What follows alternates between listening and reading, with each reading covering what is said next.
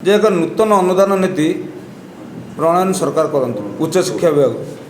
किंतु बड़ दुख और परितापर विषय जे दीर्घ 12 वर्ष बीती जाइथिले मध्य सरकार कौन वर्तमान नूतन अनुदान नीति ग्रहण करना बा प्रकाश करना किंतु सरकार तरफ 23 मसीह एक विज्ञप्ति प्रकाश पाइथिला एवं से गोटे प्रपोजाल मध्य थिला जे 1/6/2008 रु 30/11/2013 पर्यंत एक नूतन अनुदान नीति ग्रहण करा एवं यह बड़ दुख और परितापर विषय मात्र 4 दिन पर उक्त लेटर को हायर एजुकेशन डिपार्टमेंट ताको प्रत्याहार कर नहीं जाइथिला। तेणु वर्तमान आमर उच्च शिक्षा मंत्री श्रीयुक्त सूर्यवंशी सूरज महोदय एवं आमर मुख्यमंत्री श्रीयुक्त मोहन चरण माझी महोदय आमको सभास्थल आसी आमको एक नूतन अनुदान नीति प्रणयन करेंगे जदि सरकार बीजेपी सरकार आसे बोली आमको आश्वासना देते किंतु दुख और परितापर विषय दीर्घ 2 वर्ष काल बीती जाइए वर्तमान सुधा कौन आम जो नूतन अनुदान नीति ग्रहण करा जाए नहीं किंतु यही समय आम बार बार उच्च शिक्षा मंत्री मुख्यमंत्री अभियोग प्रकोष्ठ और उच्च शिक्षा सेक्रेटरी महोदय को साक्षात करुचु एवं यह भितर दुईटी कमिटी जो अच्छी स्टैंडिंग कमिटी एवं हाई पावर एक्सपर्ट कमिटी जो गठन कराइला एवं स्टैंडिंग कमिटीर जो आम चेयरमैन जे थे पूर्णचंद्र सेठी महोदय को बार बार साक्षात करूँ एवं आम दाबी को उपस्थापना करा स्टैंडिंग कमिटी एवं स्टैंडिंग कमिटी पर एक हाई पावर एक्सपर्ट कमिटी 6/12/2025 करे 6 मास गठन करा एवं उक्त कमिटी आमको डाकी एवं आम सहित मत आलोचना करथिला एवं से कमिटी जो 6 मास होता ता आमर 6/6/2026 रे तार सरी जाइथिला समय काल जी सरी जाइथिला किंतु एते दिन बीती जाइथिले मध्य कौन सी प्रक्रिया कहले आलोचना आम सहित है नहीं किंबा सरकार तरफ कौन प्रकार प्रस्ताव मध्य आपरे निर्यास मध्य किसी बाहर नहीं कहले अत्युक्ति हो नहीं एवं बड़ दुख और परितापर विषय जो कमिटी 6/6/2025 रे सरी जाइथिला एवं 4/7/2026 करे पुनर्बार ताको 6 मास एक्सटेंड करा दिया किंतु गोटे प्रश्न उठुची जे जो कमिटीर कार्यकाल थिला 6 मास थिला एवं जो दिन तार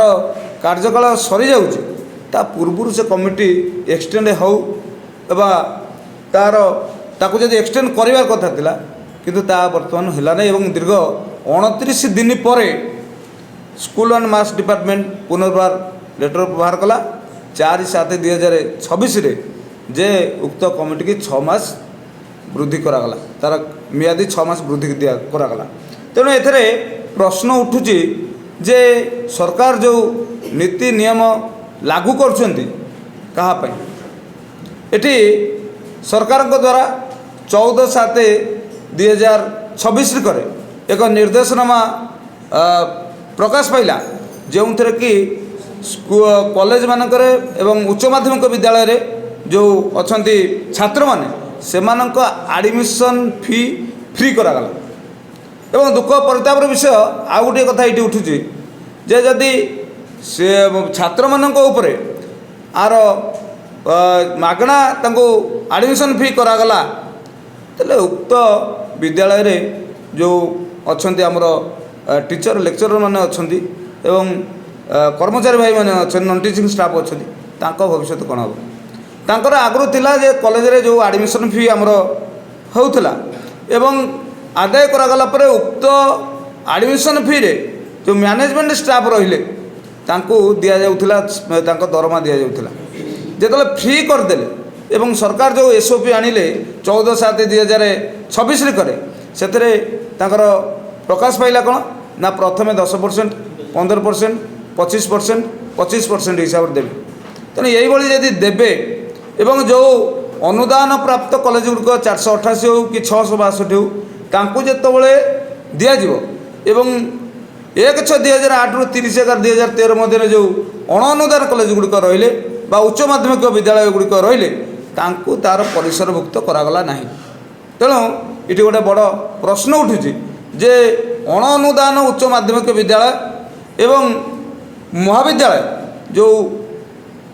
रहिले स्टाफ गुड़िक रहिले से लेक्चरर हूँ कि नॉन टीचिंग स्टाफ हूँ तांकर भविष्य कौन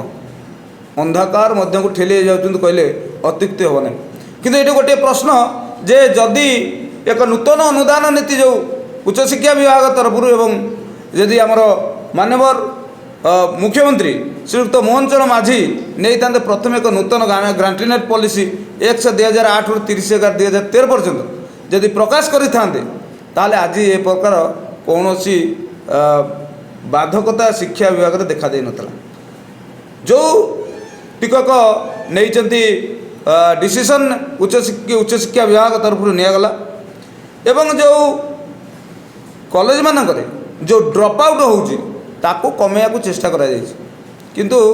इटी शिष्य मान बा छात्र मानकर जो ड्रॉप आउट होता एबे किंतु परिस्थिति देखा जे शिक्षक मानकर ड्रॉप आउट आरंभ हो ताले तांको पढ़ेब कि बड़ प्रश्न इटी सृष्टि होइछि तेणु आमे इटी गोटे कथा कहवाक चाहूँ जे उच्च शिक्षा विभाग यथाशीघ्र एक नूतन अनुदान नीति 1 से 2008 रु 30/11/2013 पर्यंत प्रकाश करंतु नचेत जो अण अनुदान कॉलेज रहिला उच्च माध्यमिक विद्यालय रहिला एवं 488 662 जो कॉलेज गुड़िक अच्छी तादेह मध्य जो अनएडेड स्ट्रीम गुड़िक अच्छी एगुड़े भविष्य अंधार को जाऊँगी तेणु आगामी जो आमर विधानसभा आसूची यदि आम दाबी पूरण न हुए ताले आमे बाध्य होई राजस्व को ओह्लैबू। मु डॉक्टर ज्योत्स्नामयी खुंटिया ढेंकानाल जिलार आंचलिक डिग्री महाविद्यालय ओडिया अध्यापिका। ये जो 8 रु 13 पर्यंत सरकार अनुदान दबा उचित किंतु ताहा न करिकी जो एसओपी बाहर कले बा जो नीति प्रणयन करुचंती ताहा शिक्षक मानक ऊपर प्रचुर माड़ देवा भली हेउछि तेणु आमे मध्य से शिक्षा अंतर्भुक्त अच्छु